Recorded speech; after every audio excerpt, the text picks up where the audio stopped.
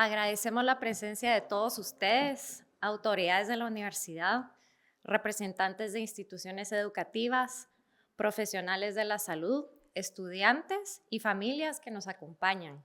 Para el Departamento de Psicología de la Universidad Francisco Marroquín, el día de hoy es una fecha muy significativa, en ocasión de la presentación del Centro de Neurodesarrollo, que visionariamente el Consejo Directivo de la Universidad apoyó desde su origen. Gracias a la iniciativa y el ímpetu de donantes comprometidos y sensibles, así como de las familias que se han sumado a nuestras actividades, hemos iniciado en el 2024 un camino comprometido con la excelencia y la ética que caracterizan a nuestra querida universidad. Invito a Andrea Vargas, directora del Centro, subir al podio para presentar el Centro de Neurodesarrollo. Este momento es muy emotivo para mí y para todas las personas que están detrás de este gran y maravilloso proyecto.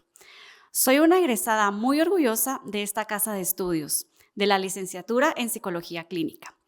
Mi pasión siempre ha sido el trabajo con niños y adolescentes, y con el apoyo de una catedrática de esta universidad, establecí el contacto para continuar mis estudios de posgrado en la Universidad de Buenos Aires. Durante esos años, tuve la oportunidad de trabajar en un centro educativo terapéutico con personas con trastornos del neurodesarrollo. El centro queda en Gleu, en los alrededores de Buenos Aires, y se llama Mi Lugar. Justamente así me sentí yo al tener esta experiencia. Encontré mi lugar. Trabajar con esta población afianzó cuál es mi propósito en esta vida. El enfoque de dicho centro es transdisciplinario, es decir, se realiza una intervención desde distintas disciplinas. Y el eje transversal es la metodología en común entre los distintos profesionales. Así, entre todos se habla el mismo idioma más allá del diagnóstico. En el 2011, hace 13 años ya, regresé con toda la ilusión de que en Guatemala pudiera ofrecerse este modelo de trabajo. Lamentablemente empecé a encontrarme con muchos desafíos. Algunos aspectos han ido mejorando y otros retos aún son vigentes. Considero que actualmente como profesionales nos encontramos mejor preparados y actualizados en el tema de diagnóstico, pero aún no de intervención, y a mi criterio falta mucho por un trabajo integral y sostenido entre las distintas disciplinas. A partir del 2022, cuando mi hijo fue diagnosticado, tuve que enfrentarme ya no solo como profesional, sino también como mamá a los retos que conlleva la educación y hacer malabares con las distintas terapias. Llevarlo a diferentes lugares para que recibiera los distintos apoyos que requiere, falta de comunicación entre los distintos profesionales y no tener una misma ruta en común. Como algo que solo puedo atribuir a un ser supremo, Dios, el año pasado se acercaron unos donantes a la universidad con la misma visión de crear un centro donde converjan distintas disciplinas con un objetivo en común.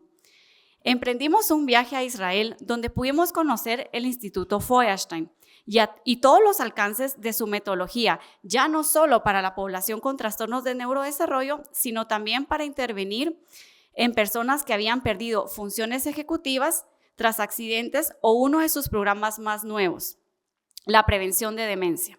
Ellos le apuestan a la neuroplasticidad. Una pregunta que puede surgir es ¿por qué la metodología Feuerstein y cómo se relaciona con la misión de la UFM? El trabajo entre distintas disciplinas se fundamenta justamente en que el conocimiento es disperso. No es posible que una única persona tenga toda la información, y de ahí la importancia de trabajar en equipo, entre disciplinas. Así como la UFM, la metodología Feuerstein visualiza al individuo como un sujeto que crea su propio pensamiento. Se le brinda mediación, se le realizan preguntas, pero no es un ente pasivo que repite y al que se le impone algo. Ha sido maravilloso ser testigo del respeto y de la flexibilidad de las profesionales del Instituto Feuerstein al trabajar la autonomía de las personas. Así, cada persona tiene el desafío de identificar su lugar en la sociedad, donde sus destrezas aporten al intercambio y la convivencia, dejando por un lado la expectativa de que las normas o leyes se impongan para obligar al resto. La presencia de Feuerstein en Guatemala se remonta a muchos años atrás. Y en esta propuesta que surge en la UFM, nos comprometemos a generar un seguimiento sistemático y supervisado del trabajo que se hace en comunicación directa y recíproca con el Instituto Feuerstein de Israel.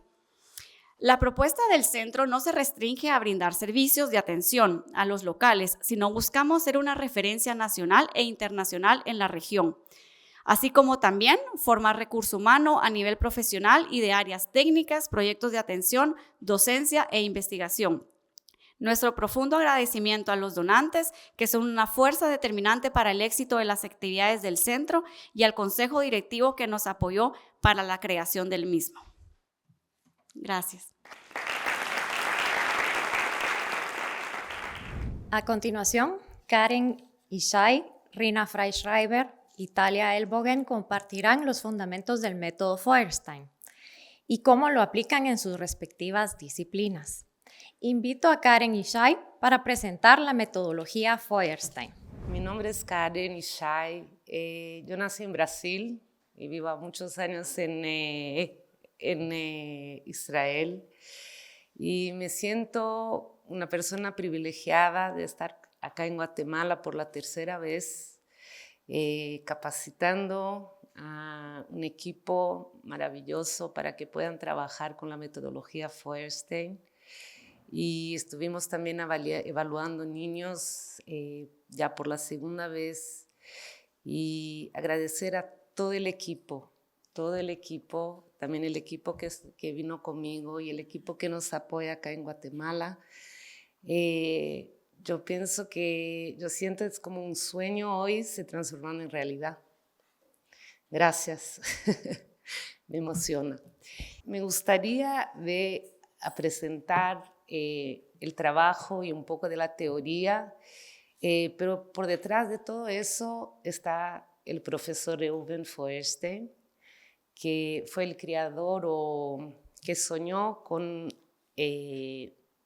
toda esta metodología que tiene como la base el potencial, desarrollar el potencial de cada uno, de cada ser humano, de cada persona, y para él el límite es el cielo, no existían límites. Nosotros lo llamábamos de profesor, y él hasta el final de su vida, creo que el último día que se fue, estaba ahí en el instituto, recibiendo a niños, hablando con papás, y transmitiendo a todos todo lo que él creía. El profesor Feuerstein fue un pedagogo y psicólogo judío. Nació en Rumania, ya les voy a mostrar una foto. Él llegó a Israel después del Holocausto. Ahí vienen una familia, la familia del profesor. Él ya nació en una ciudad que se llama Botoșani, Rumania. La foto es de 1929, ya tenía ahí 8 años. Ahí no se ve él con barba, pero yo creía que él nació con esto, porque en todas las fotos, ustedes van a ver, está con barba. Yo creo que el hecho que él nació en una familia religiosa, mucho de los valores y de su creencia y después de toda la metodología que se creó estaba basado en esta creencia en el ser humano, no por ser judío, pero una familia que creía en Dios, que creía en las personas y en todo lo que él aprendió como niño. Yo creo que eso lo influyó mucho. Acá se ve bien cómo está con la barba. Él se casó con Berta en 1958 en Suiza, y él estudió y fue alumno de Piaget. Él llega a Israel después de la guerra y ahí en realidad empieza todo su trabajo. Acá tenemos una foto donde él está inaugurando el Instituto Feuerstein en 1972, y yo creo que él se dedicó toda su vida a esto, al instituto y a las personas. Hoy quien dirige el instituto es su hijo. Él estuvo acá en Guatemala Y yo creo que son dos fotos muy lindas que se ven donde el padre y el hijo siempre caminaran juntos. Y hoy yo me recuerdo que cuando su papá murió, cuando el profesor murió, él no podía sentarse en la silla de él. Le llevó casi un año para sentarse ahí donde él recibía a los niños y las familias, pero yo creo que hoy él se siente más cómodo en esta silla y sigue desarrollando la metodología y buscando también hacer muchas renovaciones. Hoy estamos desarrollando una parte de la metodología también digital, que en las evaluaciones que tuvimos ahora estamos implementando eso, no hay lo que hacer, la tecnología llega a todos los lados. Preparé la presentación porque yo creo que detrás de todo eso está esta persona, siempre enseñando, siempre buscando encontrar la mejor forma de ayudar a las personas y enseñando. Acá se ve que recibió muchos premios. Uno de los premios de honoris causa fue en la Universidad de Rumania, de Torino, y del lado izquierdo está recibiendo el premio de Israel, que es uno de los premios más importantes de educación por el presidente, que era el presidente de la época en Israel. Ahora es interesante porque yo creo que la metodología se expandió por todo el mundo y en Israel no tanto. Y en los últimos años, y eso me da mucha felicidad, hay un grupo nuevo de profesionales que están llevando ahora toda esta metodología dentro de Israel. Y estamos haciendo proyectos muy lindos en las escuelas, con las poblaciones menos privilegiadas de los beduinos, que es una población bastante pobre en Israel, y se expandiendo bastante también ahí en Israel. Eso es un poco de los lugares que estuvo en Israel. En Brasil hubo un proyecto muy grande de muchos años que después, cuando se cambió el gobierno, ya se fue, no nos seguirán. Y me quería contar un poco de su nieto. En la foto esa de la izquierda, su nieto, el tercero hijo del rabino doctor Rafi, que sigue hoy, su hijo, que sigue hoy trabajando en el instituto, él nació con síndrome de Down. Y la historia de esta foto es una historia muy linda. Él, creo que 1 o 2 semanas después que le nació, él se puso delante de su hijo y ustedes pueden ver cómo le mira. Y creo que como unas 200 veces sacó la lengua. Lo hacía así, unas 200 veces.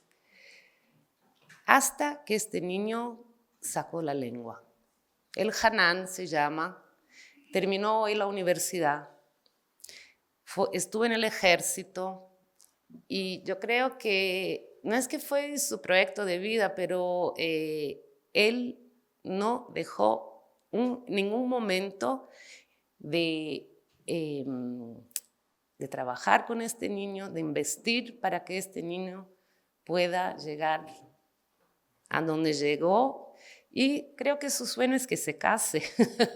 Eso era lo que siempre deseaba y siempre decía, bueno, yo voy a estar en tu casamiento. Y acá tenemos un par de fotos de él trabajando con los niños. Cada niño que llegaba al instituto tenía que pasar con él, estar con él. Se dedicaba mucho a enseñar y trabajar con los niños. Y esta de la lado izquierdo fue cuando cumplió 90 años y de la derecha una de las últimas fotos. Hay una cosa muy linda en el judaísmo que se dice que cuando uno se va a dormir y se muere, es un señal de una persona sabia, un sabio. Y yo creo que él fue un sabio. Para mí es una persona que me inspira hasta hoy, Cada vez que empiezo un curso, cada vez que hablo de él, me emociono y lo agradezco mucho porque estoy acá, creo que representando mucho de su trabajo y de su dedicación. Esa es la persona. Y entonces, esa es la última que quería decir, y ese es un libro que él escribió. Se llama If You Love Me, Don't Accept Me As I Am.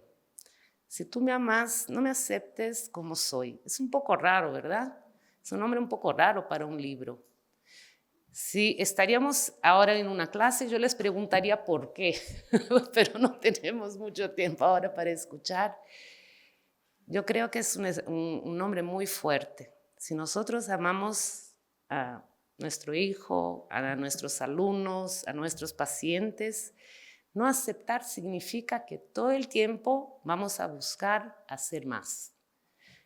No dejar a este niño, a este paciente y esta persona y aceptar que no puede hacer nada más. Siempre se puede hacer cambios.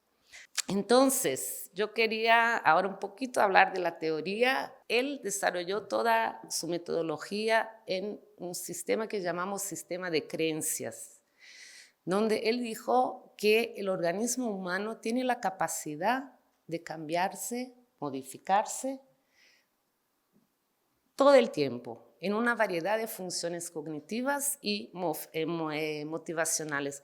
No voy a entrar en toda la explicación de todos esos, pero significa que otra vez que no hay límite, que todo el tiempo podemos hacer algo porque es necesario y especialmente para que ese niño o esa persona pueda adaptarse a la vida, que pueda crear independencia, que pueda tener una vida significativa. Y por eso que yo dice, ¿cuánto? Nadie lo sabe, pero nosotros no podemos decir que, bueno, ya está, no podemos hacer nada más. Todo el tiempo se puede hacer algo. Eso es la base de toda la metodología. Entonces, la modificabilidad cognitiva y estructural es este principio o esta postulado de que nosotros hacemos lo posible para cambiar la parte cognitiva, aunque este niño tenga un diagnóstico o que tenga una situación, de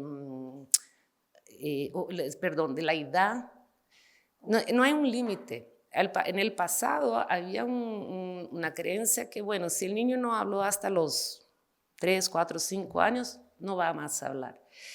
Hoy, Andrea mencionó la parte de la neuroplasticidad cerebral, que es algo que ya es algo probado, ¿verdad? Que es algo que ya la neurología y toda la parte de la medicina estudia, que el cerebro se puede transformar, cambiar, que es una estructura dinámica.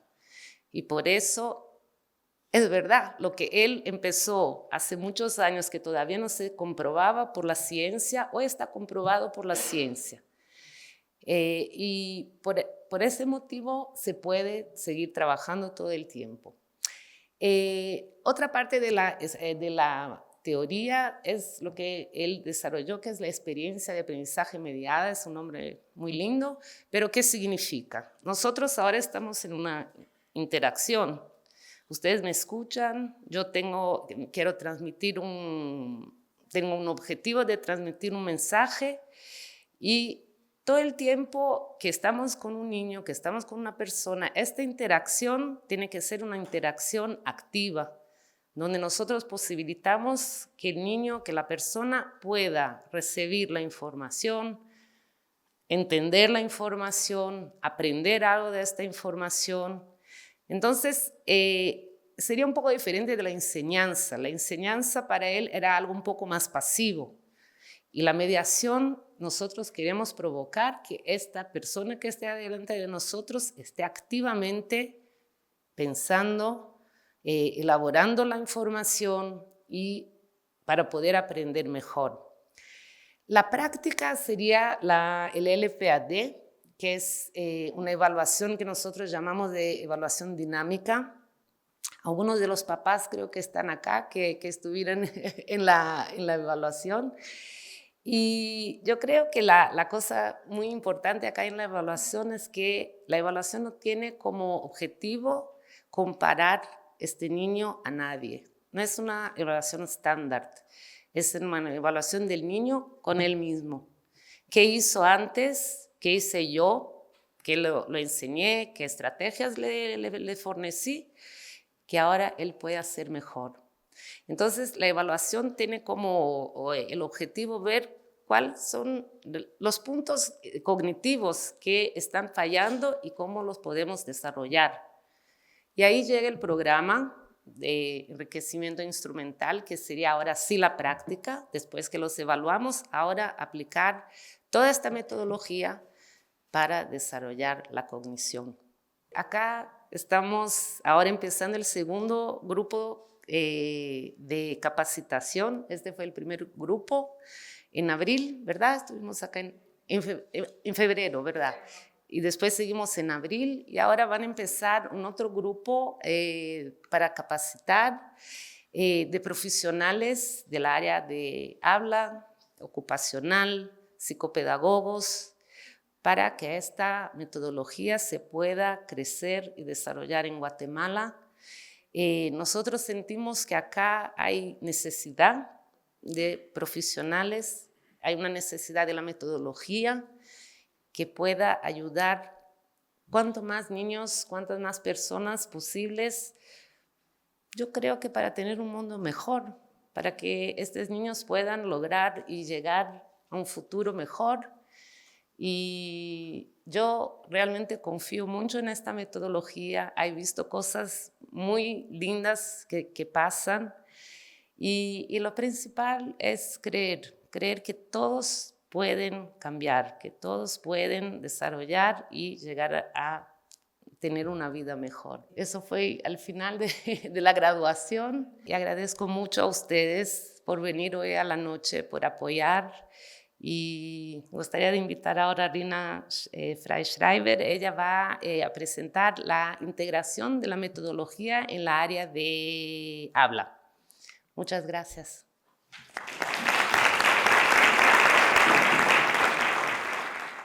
I first just want, looking around, thank you all for coming. Thank you for all the people who have welcomed us to Guatemala, who have arranged this evening, who've arranged the clinic that we participated in, the wonderful children we met, the adults we met, the staff we met, who welcomed us and made a seamless, wonderful experience. And we really hope every success will happen in the clinic. When I joined the Feuerstein Institute around 25 years ago, it's a while, and I met the professor, and one of the things that really astounded me was that he was really so much before his time. When I learned in university, we learned if someone has a CVA, a stroke, that's it, the brain is damaged. If a child is born one way, it's very hard to make changes. And in the 60s, the professor was saying there is plasticity of the brain. He believed in that structural cognitive modifiability. And even at that time, he was shunned by various scientific organizations saying, no, it's static. And I think in the early 90s, when I was at the Institute and we were working with a child whose father was a radiologist in Los Angeles, and they were just starting to develop a functional MRI. And the professor was like, now you will see the real changes. He knew, there was no doubt, but to be able to get the word out that there would be real proof. And I think in the 50s, when he came over to Israel and he was a refugee, and he started working with some of the refugees and some of the special needs population. And at that time, it was be nice to these people, like Karen said, accept them as they are. Make nice homes for them. Let them be comfortable. And the professor said, no, get them out of the homes, integration. Whereas now in many countries across the world, there is a law of integration that the special needs children have the right to be integrated. But that wasn't always the case. And this is something that the professor pioneered, Don't accept me as I am. Try and welcome me and help me progress and learn. And if I need to progress and learn, I need to be in an environment where the life is, where I'm going to be able to work in the future, where I'm going to live in the future. And he really pushed through the idea of integration in so many different countries.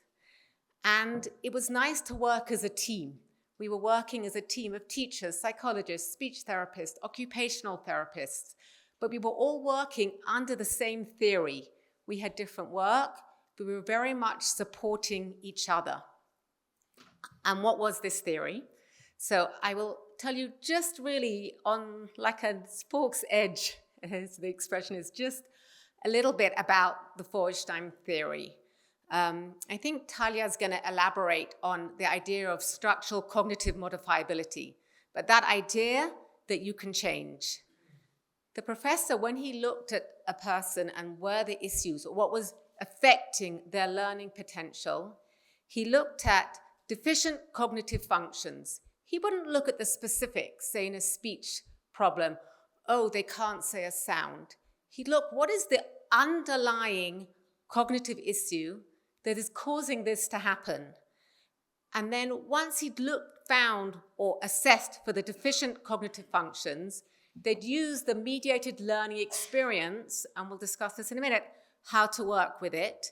And then he developed instrumental enrichment tools to target these underlying deficient cognitive functions. And I'll give a small example to just connect the theory to the practice. If we had assessed and we saw a deficient cognitive function, lack of the need for precision and accuracy, that would affect the speech if you're missing out sounds or syllables. The whole speech is unclear. In writing or in motor skills, if you miss out 2 millimeters, a P can be a B letter, can be a Q, can be an A. You need that precision. In maths, if you're not precise, you won't arrive at the right answer. So he's targeting these functions that will then help the child succeed across many different modalities. And it wasn't one size fits all. It was how we have to adapt it and find each child, map it up, make a cognitive map, and then we can be able to work with them. The assessment. And I put these pictures in because sometimes assessment is in the therapy room, and it's definitely easier for us to do it that way.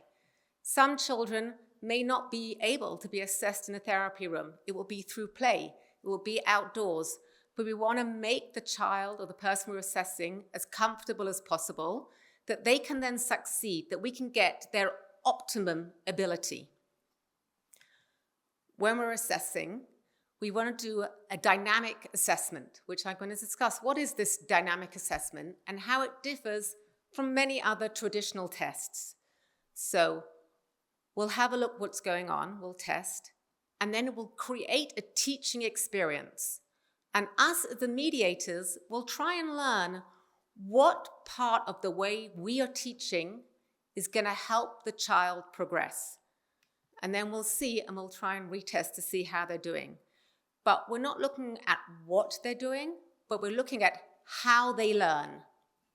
And for me, doing a dynamic communication test, a lot of static tests are structured in a way that you test the child, you're only allowed one repetition, they're only allowed to point once, and you keep testing until they fail on 3 or 4 items, and then you stop the test. That's often a traditional test.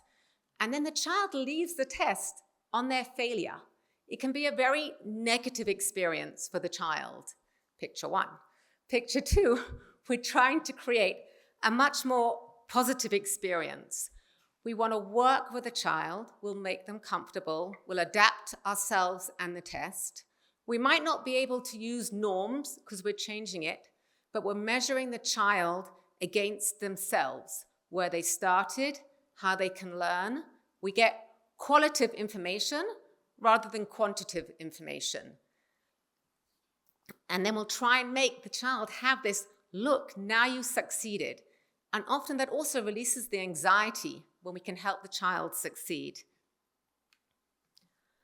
So We're not using a norm. We're comparing the child to themselves. We're looking at their learning, their fluid intelligence. We want to try and gain their optimal performance. We want to take it to the top and see what they can do. We're giving that child also their belief in themselves. Children so often respond to our expectations and to their own expectations of themselves. We sometimes see a lot of learnt helplessness. I can't, it's difficult for me. And this kind of anxiety that creates. We want to give them a positive experience that they feel that they're able, and then they're more easier for them to learn. We're looking at how they learn and what we said in the beginning, what deficiencies underlie their previous learning difficulties, and how we can then pass on the information, what is going to help them learn. While we're assessing, as a speech therapist, I'll have to assess, do they have a hearing difficulty? Do they have a dyspraxia? Are they very impulsive? A traditional test might say, point to the boy who's sitting under a tree eating a banana. There's 4 different pictures. And the child might be impulsive and just point. So he'll get it wrong. But it didn't mean that he didn't understand the language skill that I was trying to assess. It means that he was impulsive. So I know he's impulsive, but I want to understand, is he able to understand what I just said? So I might mediate for impulsivity if that's necessary. I might mediate for scanning. I might mediate for sensory issues and give the child something to hold. And then give them the example and see if they can point. In that way, I really understood, given mediation for impulsivity or scanning, are they able to understand? And I get so much more qualitative information. Helping the child to remain calm.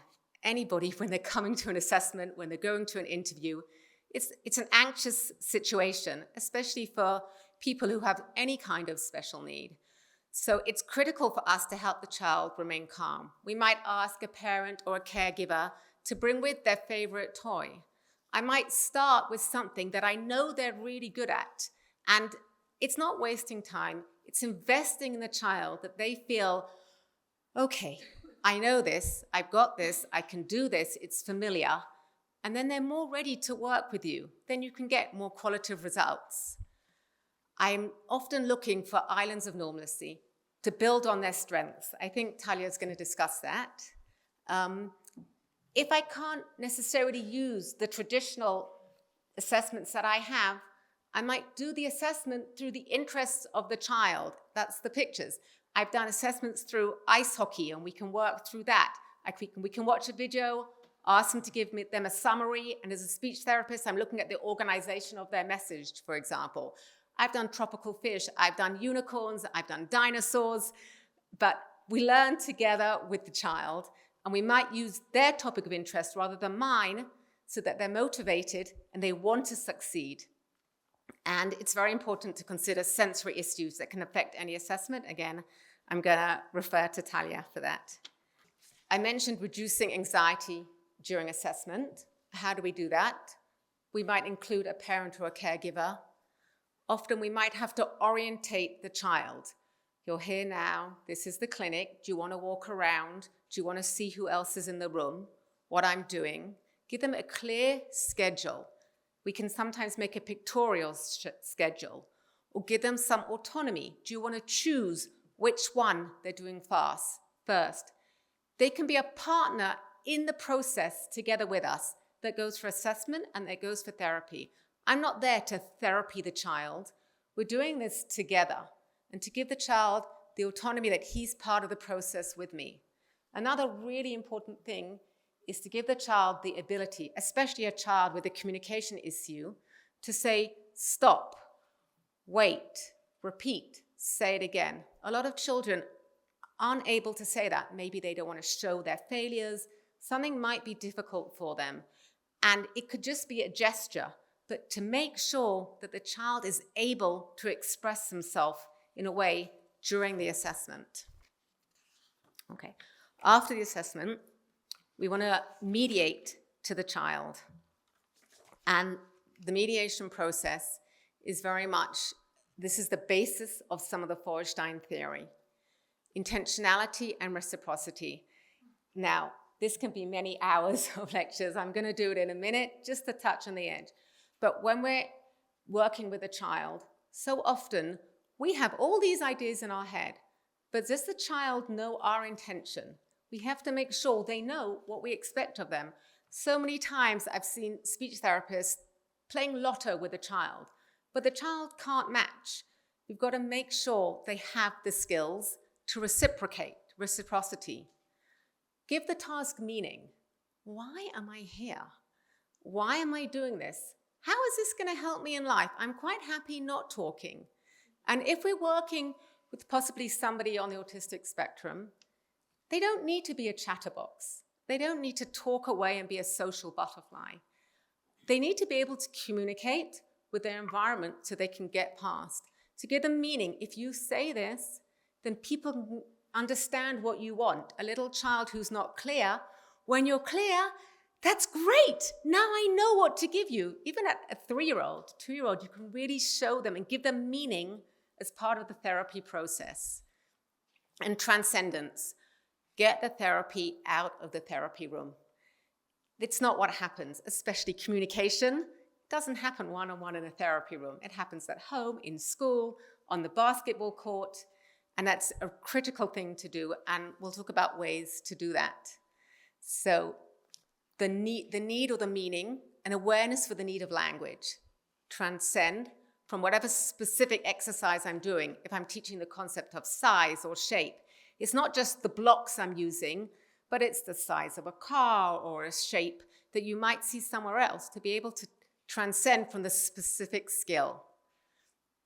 I want to be able to have parents and teachers as partners in the therapy process. And some models vary in different countries are, take my child and therapy them. And it's not the Feuerstein model, and we really need to collaborate. And sometimes it might not always be a parent. They might not be available. It might be a school aide, it might be a nanny, it might be a grandmother. We'll work with what we have to work with. Each child's situation is different, but the collaboration is critical. And we'll tell parents, there is no magic in this process.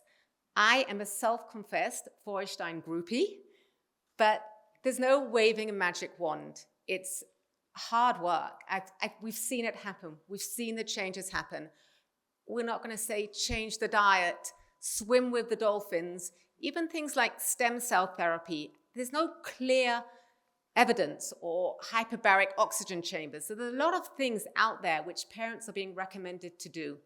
And we really try and say it's evidence-based, it's hard work, but it works. And we need to collaborate. We collaborate. I might be the expert in speech therapy, but a parent or a caregiver is the expert on that child. And the child as well. It's almost like the three of us, the parent, the child, the LSA, and the therapist. We need to work together to make that happen. It's a real partnership. We're allowing for all the differences, and we're respecting the child's individuality of their needs. We're teaching the parents to expect from the child and to create some real lasting change. And sometimes we see parents who, they're almost in fear. It's become so difficult. So we want to try and empower them, work on the cognitive, demonstrate during the session. You can see it's much better than just listening to what I say. And if that's hard, that 10 minutes at the end of the session to work with them and help them understand, again, to get the therapy out the room. We work with siblings and peers. And my last slide, I'm going over time.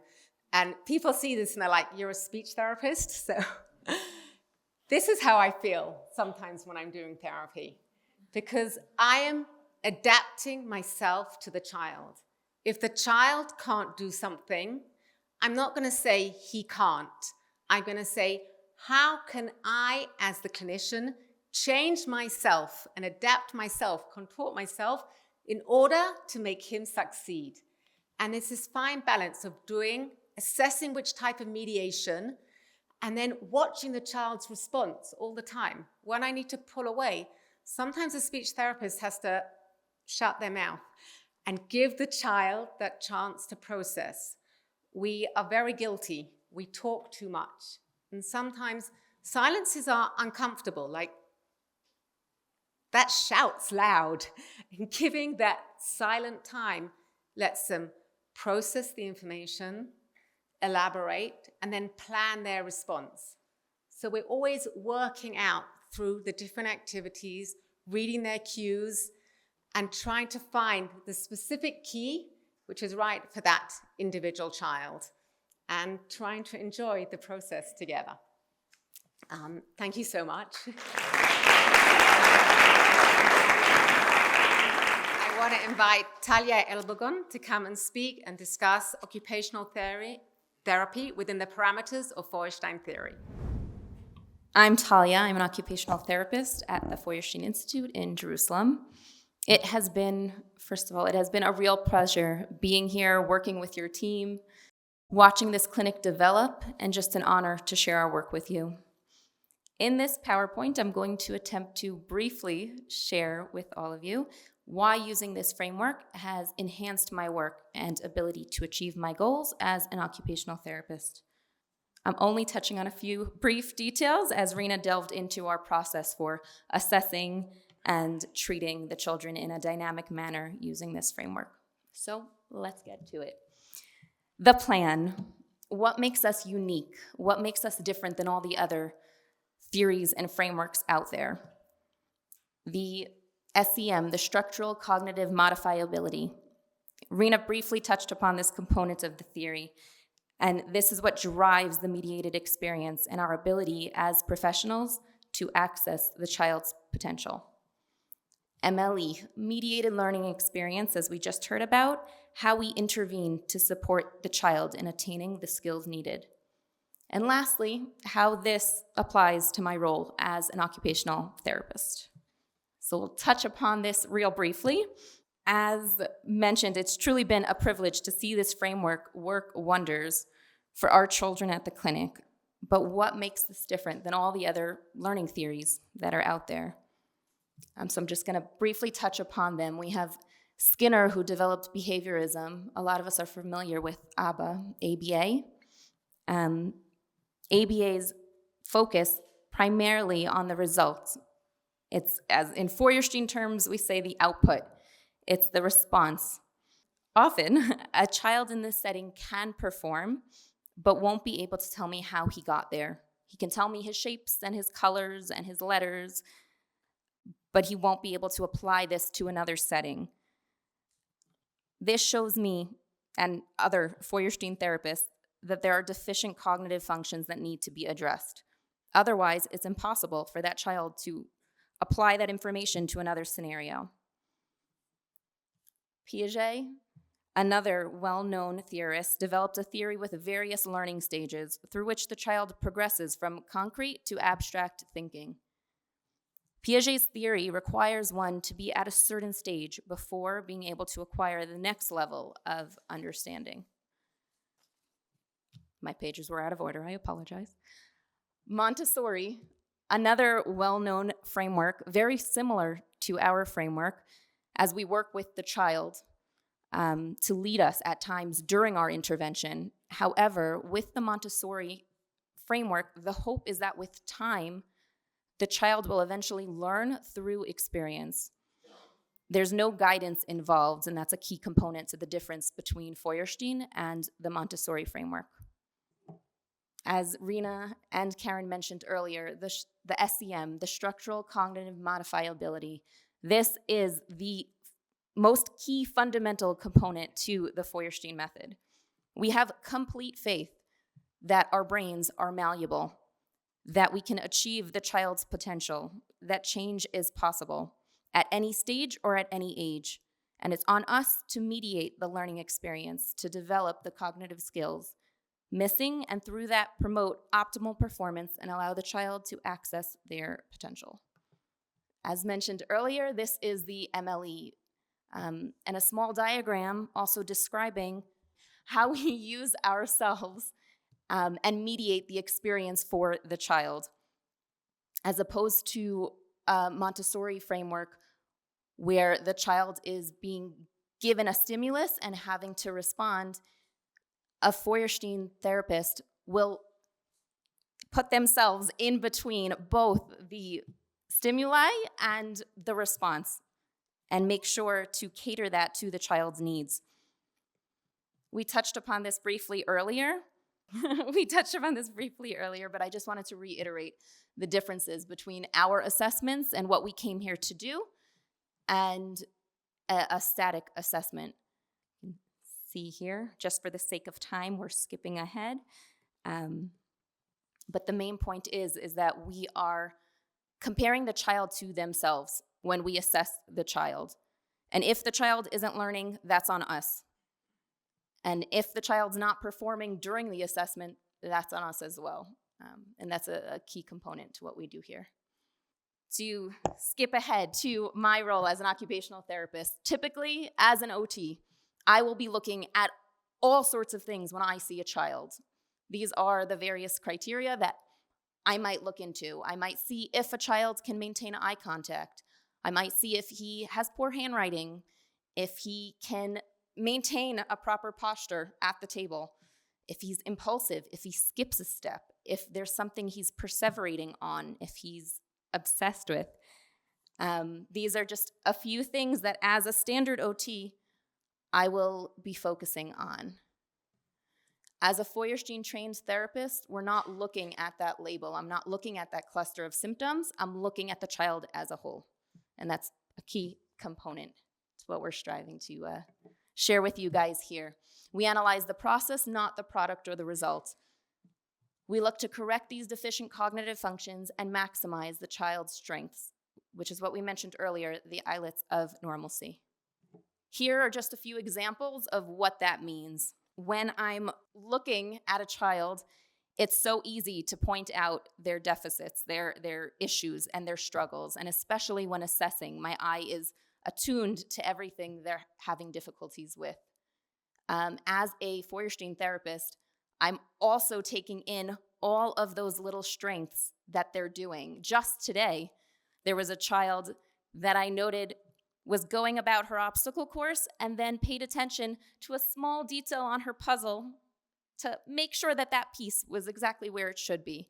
And it's a child that typically was doing the whole obstacle course and didn't appear to be paying attention to any detail. But it was so clear that she was noticing the details, and that's something that we focus on. So these are just a few examples. If the child demonstrates appropriate sharing behavior with a peer during structured play, that shows me that there is potential for social engagement. If a child is crying when his mother leaves, that shows me that he's aware somebody else is in that room, and that's important. And his attachment with his mother. If a child might not be able to maintain eye contact, but he's able to navigate the room without tripping, that shows me that he's got great body awareness, spatial orientation, and motor planning. The child that pulls up his pants as they're falling down while pacing the room back and forth, that shows me he's self-aware, he's motivated, and he has the ability to be independent. And lastly, the child that shares a sense of humor. That is a sign of intelligence. That's something the professor often said, and something that every time I see that in a room, it's noted in my notes of how incredibly clever that child is to be able to understand a situation and make it humorous. That says a lot about a child. So I'm going to very briefly go over some cognitive functions and what we mean by that. Intelligence is based on these cognitive functions. Our input, how the information is first taken in. Our elaboration is the term we use for how we're processing the information, and the output is our response. So by tackling, just as Rena was saying, those underlying cognitive deficient functions, we're able to remediate the challenges and accelerate his performance, and in people of all ages and all sorts of traumas. I'm not going to go into each one, but these are just a few of the cognitive functions. So on the left side, we have the input, an example of if a child is taking in information and he's not able to scan appropriately, how is he going to be able to navigate that page? In the middle, we have the elaboration. That's where we're able to start using the information that's coming into us and applying it to other things. And output is on your right is what comes out, what we see. So in a typical OT intervention plan, these are some things I'm looking at. These are some things that I'm doing. I'm tackling those skills and those abilities. This is an example just to put in those cognitive functions within an occupational therapy case. So this is an example of a 10-year-old boy with learning difficulties. He has dyslexia and attention challenges. The focus for me is not on the dyslexia and it's not on the attention span. I want to find where the deficient cognitive functions lie. Is it in the input? Is it in the output? Or is it in the elaboration process? And my intervention plan will go according to the deficient cognitive functions that we find and where they're located. So I might start doing sequencing tasks. I might start sorting pictures in an order of events. The mediator's role, our role, is to guide him to then reflect on his choices. Were they good choices? Why was he choosing what he was choosing? And that tells me a lot about where he's at cognitively and how I can help him progress. The outcome, the child then shows improved attention and confidence in school tasks and begins to be able to apply that critical thinking and transcend to other settings. So again, my goal as an OT is to optimize occupational performance, is your ability to function in life. My role as a Feuerstein OT is looking at those thinking skills, how somebody approaches the problems, how they're going to problem solve. If the room is super tight with lots of different furniture, what are they going to tell me we should do to be able to navigate this room? Are they going to say we should take all the furniture out? And how are they thinking? How can they be more flexible with their thinking? So overall, an OT session is using the Feuerstein's theory, to teach the child how to think and how to learn in the process. These are just a few. I know Rena just covered this about the different types of mediation that we might do. Oftentimes in a therapy session, mediation of meaning is huge, and you see the difference it makes in a child. It's something so simple, but it's letting them know why we're doing this. Why am I asking this of you? Just the other day during another one of our screenings, there was a child holding scissors. And I said, could you put the scissors down because we're about to draw? But when I initially had said, let's put these scissors down, the child didn't really feel like putting the scissors down. Once she knew she needed to use her hands to draw, that was another story, and she was willing to work with me. Another example of that would be why precision and accuracy is so important. I think often as a student and as a child, you're being told, you've got to fix your handwriting. You have to work on this. You have to do this a little bit better. Another mediation of meaning, a way to explain that to a child, is what if you were baking? What if we ignored the rules on the street? You felt impulsive right now. What if I didn't feel like stopping at red and I decided to keep going? What would happen? It's bringing meaning to what's being asked of him. So these are other examples. Reducing that anxiety, as Rena had mentioned. Turn taking, a lot of times, is a huge help when working with children. It's giving them that sense that they're not being put under a spotlight. They're working with me. We're working together. I'm going to make some mistakes. They're going to make some mistakes, and that's really okay. As Rena had mentioned, using those favored toys. A lot of the times when a parent says, oh, he just loves cars and he won't stop playing with cars, that is huge and great for me to see, because that's my gateway in. That's something I can use. I'll work my session around cars. I've had children who've requested to have the lights off or to have waterfalls, and that's the sound that they need to calm themselves to be able to participate with me in the room. I've had sessions outside of our therapy rooms at the clinic in Jerusalem, and eventually, with time, they've made their way into the session. But it's this, again, dynamic interaction. We're working with the child and keeping everything positive. A sense of autonomy is also huge, providing choices in everything that they do. I ask kids what color paper they want to use. I ask them which scissors do they want to use. We make the schedule together. With almost every one of my children, we make the schedule as soon as he walks in the room together, so that we know we've made this plan together. We're going to work through this together. It's not me telling you what you need to do and how you need to perform.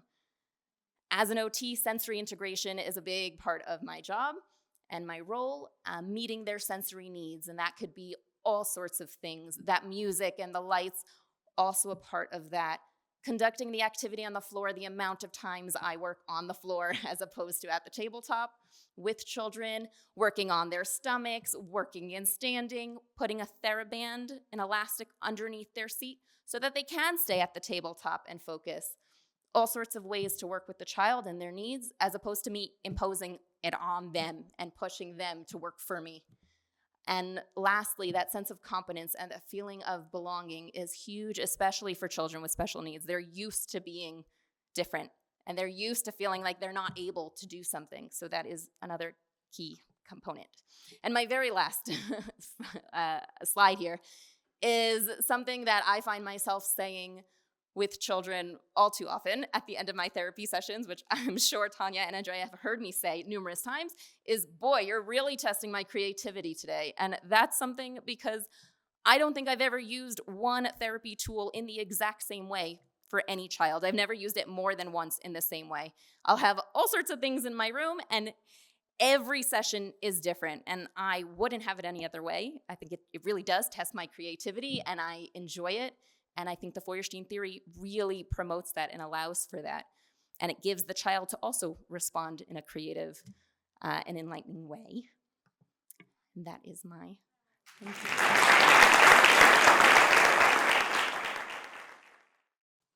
Invito a Karen y Shai a dar unas palabras en nombre de los directivos del Instituto Feuerstein. En nombre del Instituto Feuerstein, extiendo mis más sinceras felicitaciones a la Universidad Francisco Marroquín por la inauguración de su clínica Feuerstein. Este marca un hito emocionante en el avance de la educación y el desarrollo cognitivo, y estamos verdaderamente agradecidos por la oportunidad de ver cómo el método Feuerstein se extiende a nuevas regiones a través de su institución. Nos gustaría expresar nuestro profundo agradecimiento a Claudia U. de Castillo, cuya visión y esfuerzos iniciaron y promovieron este proyecto desde el principio. Su dedicación ha hecho posible esta clínica y estamos agradecidos por la pasión que ha demostrado al hacer realidad este sueño. Nuestro más sinceros agradecimiento también a Andrea Vargas, jefa de la clínica Feuerstein, y a Lourdes Corrado, directora del Departamento de Psicología, por liderar ese proyecto con experiencia y entusiasmo. Su trabajo garantirá que la clínica marcará una diferencia significativa en la vida de sus participantes.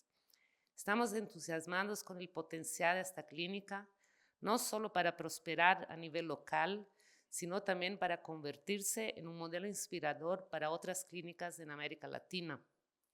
Esperamos que este esfuerzo sirva como base para el crecimiento y las colaboraciones futuras, empoderando a las personas de toda la región con las herramientas para el desarrollo cognitivo. Gracias nuevamente por su compromiso y colaboración. Esperamos ver florecer la clínica y contribuir a un movimiento más amplio de educación y rehabilitación guiado por el método Feuerstein. Con un cordial saludo, Dr. Rafi Feuerstein, presidente del Instituto Feuerstein en Jerusalén. Y me gustaría de traer en nombre de todo el instituto un regalo y gustaría de invitar a Andrea Vargas, por favor.